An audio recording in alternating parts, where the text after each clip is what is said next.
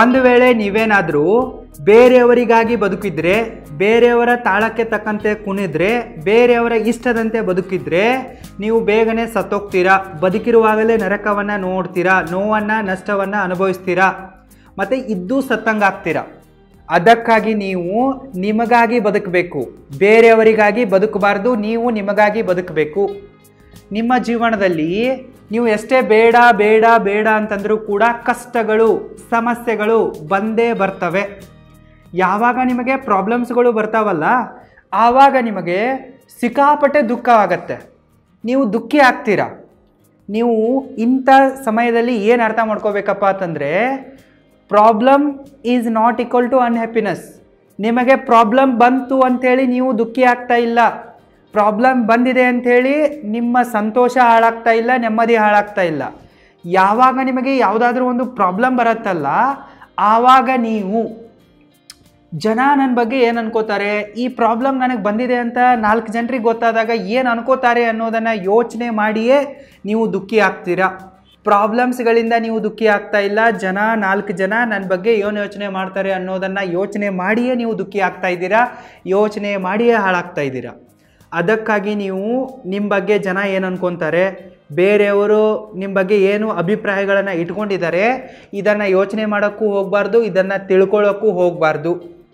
So ಈ ರೀತಿ ಮಾಡಿದರೆ ನೀವು ಸುಮ್ಮನೆ ದುಃಖಕ್ಕೆ ಈಡಾಗ್ತೀರಾ, ನೆಮ್ಮದಿಯನ್ನು ಕಳ್ಕೊತೀರಾ, ನಿಮ್ಮ ಲೈಫನ್ನೇ ವೇಸ್ಟ್ ಮಾಡ್ಕೋತೀರಾ. ಅದಕ್ಕಾಗಿ ನೀವು ಈ ರೀತಿ ಮಾಡೋದನ್ನು ನಿಲ್ಲಿಸಿ, ನೀವು ನಿಮಗಾಗಿ ಬದುಕೋದನ್ನು ಕಲೀರಿ. ಜನರಿಗೆ ಏನಾದರೂ ಪ್ರಾಬ್ಲಮ್ ಬಂತು ಅಂತ ಅಂದ್ಕೊಳ್ಳಿ. ಫಾರ್ ಎಕ್ಸಾಂಪಲ್, ಅವರು ಸ್ಕೂಲು ಕಾಲೇಜುಗಳಲ್ಲಿ ಕಮ್ಮಿ ಮಾರ್ಕ್ಸ್ ತೆಗೆದಿದ್ದಾರೆ ಅಂತ ಅಂದ್ಕೊಳ್ಳಿ. ಆವಾಗ ಅವರು ನನಗೆ ಕಮ್ಮಿ ಮಾರ್ಕ್ಸ್ ಬಂತು ಅಂತೇಳಿ ದುಃಖಕ್ಕೀಡಾಗಲ್ಲ.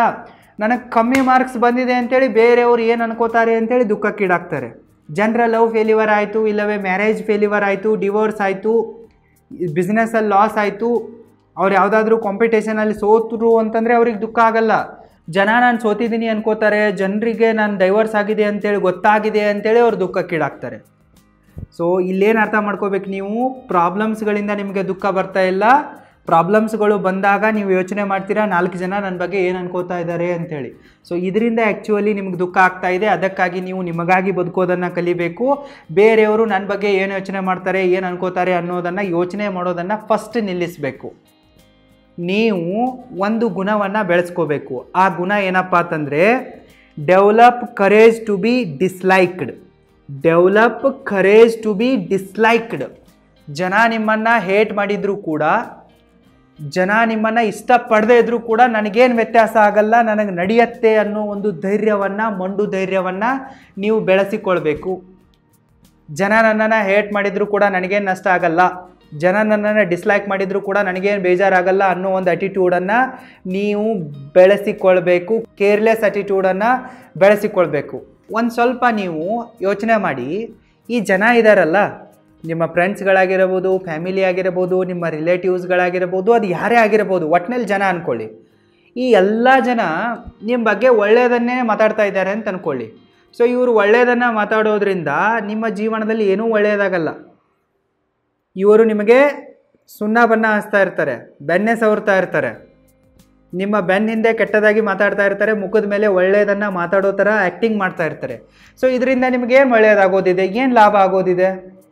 ಈ ಜನ ಎಲ್ಲ ನಿಮ್ಮ ಬಗ್ಗೆ ಒಳ್ಳೆಯದನ್ನು ಮಾತಾಡಿದ್ರಪ್ಪ ಅಂತಂದರೆ ನಿಮ್ಮ ಬ್ಯಾಂಕ್ ಬ್ಯಾಲೆನ್ಸ್ ಏನು ಇನ್ಕ್ರೀಸ್ ಆಗಲ್ಲ. ಅದನ್ನು ಅರ್ಥ ಮಾಡ್ಕೊಳ್ಳಿ. ಜನ ಒಳ್ಳೆಯದನ್ನು ಮಾತಾಡಿದರೆ ನೀವು ಸಕ್ಸಸ್ಫುಲ್ ಆಗಲ್ಲ. ಸೊ ಇದೇ ಜನ ನಿಮ್ಮ ಬಗ್ಗೆ ಕೆಟ್ಟದನ್ನು ಮಾತಾಡಿದಾಗ ನಿಮ್ಮ ಬ್ಯಾಂಕ್ ಬ್ಯಾಲೆನ್ಸ್ ಏನೂ ಕಮ್ಮಿ ಆಗಲ್ಲ. ಸರಿನಾ? ನೀವು ಸಕ್ಸಸ್ಫುಲ್ ಆಗಿದ್ದೀರಾ ಅಂತಂದರೆ ನೀವೇನು ಒಮ್ಮಿಂದೊಮ್ಮೆಲೆ ಸೋತೋಗ್ಬಿಡಲ್ಲ ಈ ಜನ ಕೆಟ್ಟದನ್ನು ಮಾತಾಡಿದರೆ. ಇದನ್ನು ಅರ್ಥ ಮಾಡ್ಕೊಳ್ಳಿ. ನೀವು ಈ ಜನರ ಕಡೆಯಿಂದ ವ್ಯಾಲಿಡೇಷನನ್ನು ಎಕ್ಸ್ಪೆಕ್ಟ್ ಮಾಡೋದನ್ನು ಮೊದಲು ನಿಲ್ಲಿಸಿ. ನಿಮಗೆ ಜನರ ಸರ್ಟಿಫಿಕೇಟ್ಗಳು ಬೇಕಾಗಿಲ್ಲ, ನಿಮಗೆ ಜನರ ಅಪ್ರೂವಲ್ಗಳು, ವ್ಯಾಲಿಡೇಷನ್ಗಳು ಬೇಕಾಗಿಲ್ಲ. ಈ ಮಾತಾಡುವ ಜನ ನಿಮ್ಮ ಮನೆ ಬಾಡಿಗೆಯನ್ನು ಕಟ್ಟಕ್ಕೆ ಬರಲ್ಲ, ನಿಮ್ಮ ಖರ್ಚು ವೆಚ್ಚಗಳನ್ನು ನಿಭಾಯಿಸಕ್ಕೆ ಬರಲ್ಲ. ನೀವು ಹಾಸ್ಪಿಟಲಲ್ಲಿ ಹೋಗಿ ಅಡ್ಮಿಟ್ ಆದಾಗ ಇವರೇನು ಬಂದು ನಿಮಗೆ ಟ್ರೀಟ್ಮೆಂಟ್ ಕೊಡಿಸಲ್ಲ, ಹಾಸ್ಪಿಟಲ್ ಬಿಲ್ ಕಟ್ಸಲ್ಲ. ಸೊ ಈ ಜನ ಇದಾರಲ್ಲ, ಟೋಟಲಿ ವೇಸ್ಟ್ ಇದ್ದಾರೆ. ಇವರು ನಿಮ್ಮ ಲೈಫಲ್ಲಿ ಯಾವುದೇ ವ್ಯಾಲ್ಯೂ ಆ್ಯಡ್ ಮಾಡಲ್ಲ, ಇವರಿಂದ ನಿಮಗೇನೂ ಪ್ರಯೋಜನ ಆಗಲ್ಲ. ಅದಕ್ಕಾಗಿ ಜನ ನಿಮ್ಮ ಬಗ್ಗೆ ಏನು ಯೋಚನೆ ಮಾಡ್ತಾರೆ ಅನ್ನೋದನ್ನು ಕೇರ್ ಮಾಡೋಕ್ಕೆ ಹೋಗಬೇಡಿ. ಅವರನ್ನು ಕಂಪ್ಲೀಟಾಗಿ ಇಗ್ನೋರ್ ಮಾಡಿ ನೀವು ನಿಮ್ಮಂತೆ ಬದುಕಿ, ನಿಮ್ಮ ಇಷ್ಟದಂತೆ ಬದುಕಿ, ನಿಮಗಾಗಿ ಬದುಕಿ. ಬೇರೆಯವರ ಇಷ್ಟದಂತೆ ಬದುಕೋಕ್ಕೆ ಹೋದರೆ ನೀವು ಸುಮ್ಮನೆ ಪುಕ್ಸಟ್ಟೆ ಸಾಯ್ತೀರಾ, ದುಃಖಕ್ಕೆ ಒಳಗಾಗ್ತೀರಾ, ನೋವು ಅವಮಾನಗಳನ್ನು ಅನುಭವಿಸ್ತೀರಾ. ಅದಕ್ಕಾಗಿ ನೀವು ನಿಮಗಾಗಿ ಬದುಕೋದನ್ನು ಫಸ್ಟ್ ಕಲೀರಿ, ನಿಮ್ಮಿಷ್ಟದಂತೆ ಬದುಕೋದನ್ನು ಕಲೀರಿ. ಮತ್ತು ನೀವು ಇನ್ನೊಂದು ಕಟು ಸತ್ಯವನ್ನು ಅರ್ಥ ಮಾಡ್ಕೋಬೇಕು, ನೀವು ಎಲ್ಲರನ್ನ ಕೂಡ ಖುಷಿಯಾಗಿಡೋಕ್ಕೆ ಸಾಧ್ಯನೇ ಇಲ್ಲ. ನೀವು ಈ ಜನರಿಗೆ ಎಷ್ಟೇ ಒಳ್ಳೆಯದನ್ನು ಮಾಡಿ, ಎಷ್ಟೇ ಸಹಾಯ ಮಾಡಿ, ಅವರಿಗೆ ಎಷ್ಟೇ ದುಡ್ಡು ಕೊಡಿ, ಎಷ್ಟೇ ನೀವು ಅವರ ಅಂದ್ಕೊಂಡಂಗೆ ಬದುಕಿ ತೋರಿಸಿ, ಆದರೂ ಕೂಡ ಕೆಲವೊಂದಿಷ್ಟು ಜನ ನಿಮ್ಮಿಂದ ನಾರಾಜಾಗೇ ಆಗ್ತಾರೆ, ನಿಮ್ಮ ಜೊತೆಗೆ ಡಿಸ್ಸ್ಯಾಟಿಸ್ಫೈಡ್ ಆಗೇ ಆಗ್ತಾರೆ. ನೀವು ಎಲ್ಲರನ್ನ ಕೂಡ ಖುಷಿಯಾಗಿಡೋಕ್ಕೆ ಸಾಧ್ಯವೇ ಇಲ್ಲ. ಅದಕ್ಕಾಗಿ ನೀವು ನಿಮ್ಮಲ್ಲಿ courage to be disliked by people ಇದನ್ನು ಬೆಳೆಸ್ಕೊಳ್ಳಿ. You have to develop the courage to be disliked by this people. ಯಾವಾಗ ನೀವು ನಿಮ್ಮಲ್ಲಿ ಈ ಜನ ನನ್ನನ್ನು ಇಷ್ಟಪಡದಿದ್ರೂ ಕೂಡ ಏನು ವ್ಯತ್ಯಾಸ ಆಗಲ್ಲ ಅನ್ನೋದನ್ನು ಬೆಳೆಸ್ಕೊಳ್ತಿರೋ, ಆವಾಗಲೇ ನೀವು ನಿಮ್ಮ ಜೀವನದಲ್ಲಿ ಸುಖವಾಗಿರ್ತೀರಾ, ಸಂತೋಷವಾಗಿರ್ತೀರಾ, ಸಕ್ಸಸ್ಫುಲ್ ಆಗ್ತೀರಾ, ಜಾಸ್ತಿ ದುಡ್ಡು ಮಾಡ್ತೀರಾ ಮತ್ತು ನಿಮ್ಮ ಲೈಫಲ್ಲಿ ಮುಂದೆ ಹೋಗ್ತೀರಾ. ಅದಕ್ಕಾಗಿ courage to be disliked by people ಇದನ್ನು ಬೆಳೆಸ್ಕೊಳ್ಳಿ. ಇದು ಮೋಸ್ಟ್ ಇಂಪಾರ್ಟೆಂಟ್ ಆಗಿದೆ. ಎಲ್ಲಿ ತನಕ ನೀವು ಇದನ್ನು ಬೆಳೆಸ್ಕೊಳ್ಳಲ್ವೋ ಅಲ್ಲಿ ತನಕ ನೀವು ನಿಮ್ಮ ಜೀವನದಲ್ಲಿ ಉದ್ಧಾರ ಆಗಲ್ಲ. ನಿಮ್ಮ ಹ್ಯಾಬಿಟ್ಸ್, ಎಮೋಷನ್ಸ್ ಮತ್ತು ಥಾಟ್ಸ್ ಇವುಗಳಿಂದಲೇ ನಿಮ್ಮ ಜೀವನ ರೂಪಿತವಾಗತ್ತೆ, ಇಲ್ಲವೇ ಸರ್ವನಾಶ ಆಗತ್ತೆ. Your habits, emotions, thoughts makes you or breaks you. ಇದನ್ನು ನೀವು ಸದಾ ನೆನಪಲ್ಲಿಟ್ಕೊಳ್ಳಿ. ಇದು ನಿಮಗೆ ಅರ್ಥ ಆಗಿದೆ ಅಂತ ಅನ್ಕೋತೀನಿ. ಇಷ್ಟೆಲ್ಲ ಅರ್ಥ ಆದ ತಕ್ಷಣ ನಿಮ್ಮ ತಲೆಯಲ್ಲಿ ಮತ್ತೊಂದು ಡೌಟ್ ಬರುತ್ತೆ. ಅದೇನಪ್ಪ ಅಂತಂದರೆ, ಸರಿ ಎಲ್ಲ ಓಕೆ, ಇದು ನನಗೆ ಅರ್ಥ ಆಯಿತು, ಹೇಗೆ ನಾನು ನನಗಾಗಿ ಬದುಕೋದು ಅನ್ನೋ ಕನ್ಫ್ಯೂಷನ್ ಸ್ಟಾರ್ಟ್ ಆಗುತ್ತೆ. ನೀವು ನಿಮಗಾಗಿ ಬದುಕಬೇಕು ಅಂತ ಅಂದ್ಕೊಂಡಿದ್ರೆ ಈ ಸಿಂಪಲ್ ಟೆಕ್ನಿಕ್ಸ್ಗಳನ್ನು ಫಾಲೋ ಮಾಡಿ ಸಾಕು. Tip number 1, just be happy, B original and don't ಲೈ. ನೀವು ಹೇಗಿದ್ದೀರೋ ಹಾಗೇ ಇರಿ. ಯಾರಿಗೂ ಕೂಡ ನಿಮ್ಮನ್ನು ಪ್ರೂವ್ ಮಾಡುವ ಅವಶ್ಯಕತೆ ನಿಮಗಿಲ್ಲ. ನೀವು ಎನಿ ಟೈಮ್ ಹ್ಯಾಪಿಯಾಗಿರಿ, ಒರಿಜಿನಲ್ ಆಗಿರಿ. ಹಿಂದೊಂದು ಮುಂದೊಂದು ಮಾತಾಡೋದನ್ನು ಮಾಡಬೇಡಿ, ಸುಳ್ಳು ಹೇಳೋದನ್ನು ಕಲಿಬೇಡಿ, ಸುಳ್ಳು ಹೇಳೋಕ್ಕೆ ಹೋಗಬೇಡಿ. ನೀವು ಹೇಗಿದ್ದೀರೋ ಅದೇ ರೀತಿ ಇರಿ ಮತ್ತು ಹ್ಯಾಪಿಯಾಗಿರಿ. Tip number 2, learn to say no without any guilty. ನೀವು ಯಾವುದೇ ಮುಜುಗರ ಇಲ್ಲದೆ, ಬೇಜಾರಿಲ್ಲದೆ, ಗಿಲ್ಟ್ ಇಲ್ಲದೆ ಜನರಿಗೆ ನೋ ಹೇಳೋದನ್ನು ಕಲೀರಿ.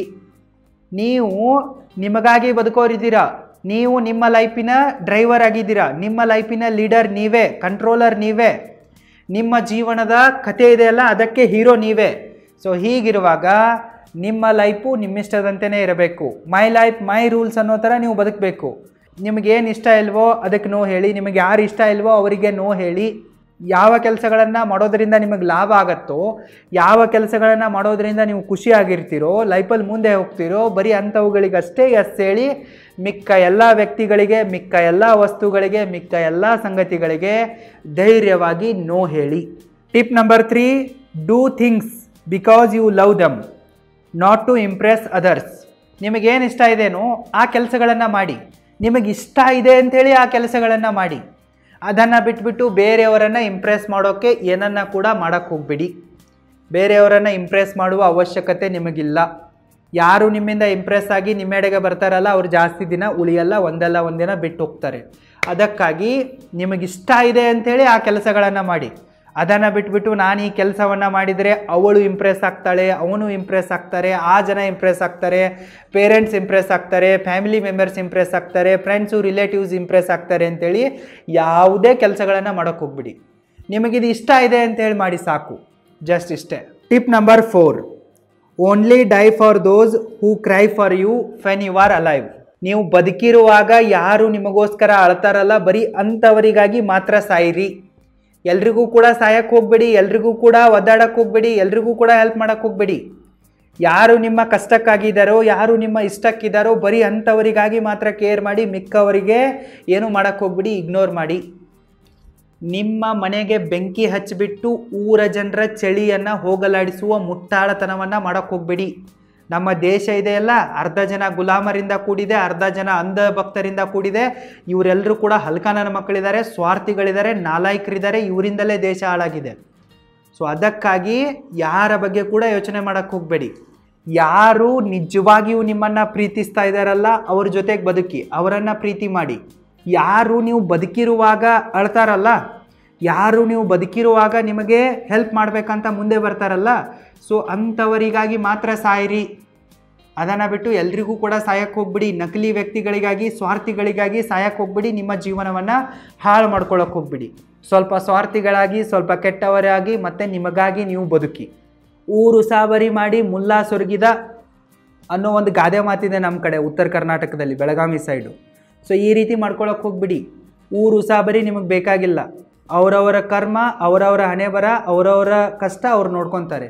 ಸೊ ನಿಮ್ಮದು ನೀವು ನೋಡ್ಕೊಳ್ಳಿ. Tip number 5 and last, enjoy the journey, not only destination. ಭಾಳಷ್ಟು ಜನ ಏನು ಮಾಡ್ತಾರೆ, ನನಗೆ ಅದು ಸಿಕ್ಕರೆ ನಾನು ಖುಷಿಯಾಗಿರ್ತೀನಿ, ನನಗೆ ಗೌರ್ಮೆಂಟ್ ಜಾಬ್ ಸಿಕ್ಕರೆ ಖುಷಿ ಆಗ್ತೀನಿ, ನನಗೆ ಆ ಹುಡುಗಿ ಸಿಕ್ಕರೆ ಖುಷಿ ಆಗ್ತೀನಿ, ಈ ಹುಡುಗ ಸಿಕ್ಕರೆ ಖುಷಿ ಆಗ್ತೀನಿ, ಅಷ್ಟು ದುಡ್ಡು ಬಂದರೆ ಖುಷಿ ಆಗ್ತೀನಿ, ಅದನ್ನು ಮಾಡಿದರೆ ಖುಷಿ ಆಗ್ತೀನಿ ಅಂತೆಲ್ಲ ಬರೀ ಡೆಸ್ಟಿನೇಷನ್ ಮೇಲೇ ಫೋಕಸ್ ಮಾಡ್ತಾರೆ. ಆದರೆ ಅವರು ಜರ್ನಿಯನ್ನು ಎಂಜಾಯ್ ಮಾಡಲ್ಲ. ನಾವೀಗ ಎಲ್ಲಾದರೂ ಟೂರಿಸ್ಟ್ ಲೊಕೇಶನ್ಗಳಿಗೆ ಹೋಗ್ತಾ ಇದ್ದೀವಿ ಅಂತ ಅಂದ್ಕೊಳ್ಳಿ, ಎಷ್ಟೋ ಸರ್ತಿ ಆ ಟೂರಿಸ್ಟ್ ಲೊಕೇಶನ್ಗಿಂತ, ಆ ಡೆಸ್ಟಿನೇಷನ್ಗಿಂತ ಹೋಗೋ ದಾರಿನೇ ಸುಂದರವಾಗಿರುತ್ತೆ. ಸೊ ಅದಕ್ಕಾಗಿ ನಾವು ಜರ್ನಿಯನ್ನು ಕಂಪಲ್ಸರಿಯಾಗಿ ಎಂಜಾಯ್ ಮಾಡೋದನ್ನು ಕಲಿಬೇಕು. ಈಗ ನಾನು ಸ್ಟಾರ್ಟಪ್ ಮಾಡ್ತಾಯಿದ್ದೀನಿ, ನನಗೆ ಸ್ಟಾರ್ಟಪ್ ಫಂಡಿಂಗ್ ಸಿಕ್ಕರೆ ನಾನು ಖುಷಿಯಾಗಿರ್ತೀನಿ ಅಂದರೆ ಸಕ್ಸಸ್ಫುಲ್ ಅಂತ ಅಂದ್ಕೊಂಡ್ರೆ ನನ್ನಷ್ಟು ಮೂರ್ಖ ಯಾರಿಲ್ಲ. ಸೊ ಈ ಸ್ಟಾರ್ಟಪ್ಪನ್ನು ಬಿಲ್ಡ್ ಮಾಡುವಾಗ ನಾನು ಬಹಳಷ್ಟು ಸಂಗತಿಗಳನ್ನು ಕಲ್ತಿರುವೆ. ನನ್ನ ನಾಲೆಜ್ ಇಂಪ್ರೂವ್ ಆಗಿದೆ, ನೆಟ್ವರ್ಕ್ ಇಂಪ್ರೂವ್ ಆಗಿದೆ, ಒಳ್ಳೆಯದು ಕೂಡ ಆಗಿದೆ, ಕೆಟ್ಟದ್ದು ಕೂಡ ಆಗಿದೆ. ಸೊ ಇದರಿಂದ ನನಗೆ ಸಿಕ್ಕಾಪಟ್ಟೆ ಕಲಿಯೋಕೆ ಸಿಕ್ಕಿದೆ. ನಾನೊಬ್ಬ ಸ್ಟ್ರಾಂಗ್ ಮ್ಯಾನ್ ಆಗಿದ್ದೀನಿ. ಈ ಸ್ಟಾರ್ಟಪ್ಪನ್ನು ಶುರು ಮಾಡೋದಕ್ಕಿಂತ ಮುಂಚೆ ನಾನೇನಾಗಿದ್ದೆ, ಜಸ್ಟ್ ಒಬ್ಬ ಬಾಯ್ ಆಗಿದ್ದೆ, ಒಬ್ಬ ಹುಡುಗನಾಗಿದ್ದೆ. ಆದರೆ ಇವತ್ತು ನಾನೊಬ್ಬ strong, mature, knowledgeable, caring, dedicated, courageous, ambitious man ಆಗಿದ್ದೀನಿ. ಸೊ ಇದಕ್ಕಿಂತ ಹೆಮ್ಮೆಯ ವಿಚಾರ ಏನು ಬೇಕು? ಸೊ ನೀವು ಕೂಡ ಜರ್ನಿಯನ್ನು ಎಂಜಾಯ್ ಮಾಡಿ, ಬರೀ ಡೆಸ್ಟಿನೇಷನ್ ಮೇಲೆ ಫೋಕಸ್ ಮಾಡೋಕ್ಕೆ ಹೋಗ್ಬಿಡಿ. ಡೆಸ್ಟಿನೇಷನು, ಗೋಲ್ಸ್ಗಳು ಕೂಡ ಇಂಪಾರ್ಟೆಂಟ್ ಆಗಿವೆ. ಬಟ್ 1 ಕೋಟಿ ಗಳಿಸಿದಾಗ ನಿಮಗೇನು ಖುಷಿ ಸಿಗತ್ತಲ್ಲ, ಸೊ ಅದನ್ನು ಗಳಿಸೋವಾಗಲೂ ಕೂಡ ಆ ಖುಷಿ ನಿಮಗೆ ಸಿಗ್ತಾ ಇರುತ್ತೆ. ಅದನ್ನು ನೀವು ಕಣ್ತೆರೆದು ನೋಡಬೇಕು, ಅದನ್ನು ಎಂಜಾಯ್ ಮಾಡಬೇಕು. ನಿಮಗೆ ಯಾರೋ ಬಂದು 1 ಕೋಟಿ ಕೊಟ್ಟಿದ್ದಾರೆ ಅಂತ ಅಂದ್ಕೊಳ್ಳಿ. ಸೊ ಆ ಕೋಟಿಯನ್ನು ನೀವು ಕಳ್ಕೊಂಡ್ಬಿಟ್ರೆ ಮತ್ತೆ ದುಃಖಕ್ಕೀಡಾಗ್ತೀರಾ. ಆದರೆ ನೀವು ಕೋಟಿಯನ್ನು ಸ್ವತಃ ಕಷ್ಟಪಟ್ಟು ಗಳಿಸಿದರೆ ನೀವು ಅದನ್ನು ಕಳ್ಕೊಳ್ಳೋಕ್ಕೂ ಕೂಡ ಹೆದರಲ್ಲ, ಅದೆಲ್ಲ ನಷ್ಟ ಆಗಿ ಹೋದರೂ ಕೂಡ ಹೆದರಲ್ಲ. ಈಗ ನಾನು ನನ್ನ ಲೈಫಲ್ಲಿ ಎಷ್ಟು ಹಣವನ್ನು ಗಳಿಸಿರುವೆನೋ ಅಂದರೆ ಒಂದು 2-3 ಕೋಟಿ, ಅದನ್ನೆಲ್ಲವನ್ನು ಕೂಡ ನಾನು ಬಿಸ್ನೆಸ್ಸಲ್ಲಿ ರೀಇನ್ವೆಸ್ಟ್ ಮಾಡಿರುವೆ, ಖರ್ಚು ಮಾಡಿರುವೆ, ಸರಿನಾ? ಬಟ್ ನನಗೆ ಗೊತ್ತಿದೆ ಅಲ್ಲ, ಹೌ ಟು ಅರ್ನ್ 1 crore ಅನ್ನೋ ಒಂದು ಕಲೆ ನನಗೆ ಗೊತ್ತಿದೆ, ಜರ್ನಿ ಗೊತ್ತಿದೆ. 1 ಕೋಟಿ ಗಳಿಸೋದು ಅನ್ನೋದು ನನಗೆ ಹೇಗಂತ ಗೊತ್ತಿದೆ. ಇನ್ವೆಸ್ಟರ್ ನನ್ನ ಮೇಲೆ 10 ಕೋಟಿ ಇನ್ವೆಸ್ಟ್ ಮಾಡಿದಾಗ ಅದನ್ನೆಲ್ಲವನ್ನು ಕೂಡ ನಾನು ಕಳ್ಕೊಂಡ್ರೂ ಕೂಡ ನನ್ನಲ್ಲಿ ಒಂದು ಕಾನ್ಫಿಡೆನ್ಸ್ ಇರುತ್ತೆ, I will earn because I know how to earn 1 crore ಅಂತೇಳಿ. ಸೊ ಇಂತಹ ಕಾನ್ಫಿಡೆನ್ಸ್ ನಿಮಗೆ ಬರಬೇಕು, ನೀವು ಬದುಕಬೇಕಪ್ಪ ಅಂತಂದರೆ ಜರ್ನಿಯನ್ನು ಎಂಜಾಯ್ ಮಾಡೋದನ್ನು ಕಲೀರಿ.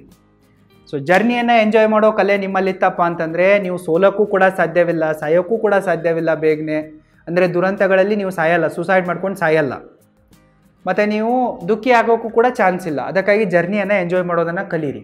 ಸೊ ಈ 5 ಟಿಪ್ಸ್ಗಳನ್ನು ಫಾಲೋ ಮಾಡಿ ಖಂಡಿತವಾಗಿಯೂ ನೀವು ನಿಮಗಾಗಿ ಬದುಕ್ತೀರಾ. ಒಂದು ಅರ್ಥ ಮಾಡ್ಕೊಳ್ಳಿ, ನೀವು ಬೇರೆಯವರನ್ನು ಇಂಪ್ರೆಸ್ ಮಾಡೋದಕ್ಕಾಗಿ ಈ ಭೂಮಿ ಮೇಲೆ ಹುಟ್ಟಿಲ್ಲ. ಬೇರೆಯವರಿಗೆ ಸುಖ ಕೊಡೋಕ್ಕೆ ನೀವು ಹುಟ್ಟಿಲ್ಲ. ಬೇರೆಯವರ ಕನಸುಗಳನ್ನು, ಆಸೆಗಳನ್ನು ಈಡೇರಿಸಿ ಅವರ ತಾಳಕ್ಕೆ ತಕ್ಕಂತೆ ಕುಣಿಯೋಕೆ ನೀವು ಹುಟ್ಟಿಲ್ಲ. ದೇವರು ನಿಮ್ಮನ್ನು ಈ ಭೂಮಿ ಮೇಲೆ ಮನುಷ್ಯರನ್ನಾಗಿ ಹುಟ್ಟಿಸಿದಾನಪ್ಪ ಅಂತಂದರೆ ಒಂದು ಶ್ರೇಷ್ಠ ಉದ್ದೇಶ ಇದೆ ಅದಕ್ಕೆ. ಆ ಉದ್ದೇಶ ಈಡೇರದಿದ್ರೂ ಕೂಡ ನೀವು ನಿಮಗಾಗಿ ಬದುಕಿ. ಇದನ್ನು ಅರ್ಥ ಮಾಡ್ಕೊಳ್ಳಿ.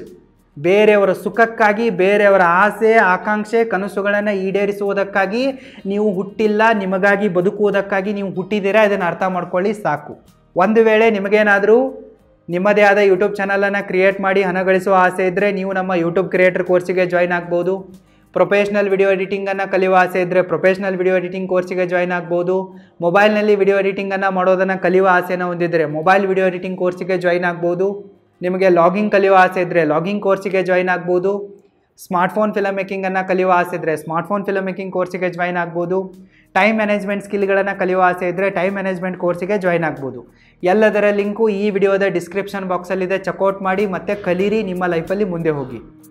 ಒಟ್ಟಿನಲ್ಲಿ ನೀವು ನಿಮಗಾಗಿ ಬದುಕಿ ಎನಿ ಟೈಮ್ ಖುಷಿಯಾಗಿರಿ. All the very best. Thank you so much.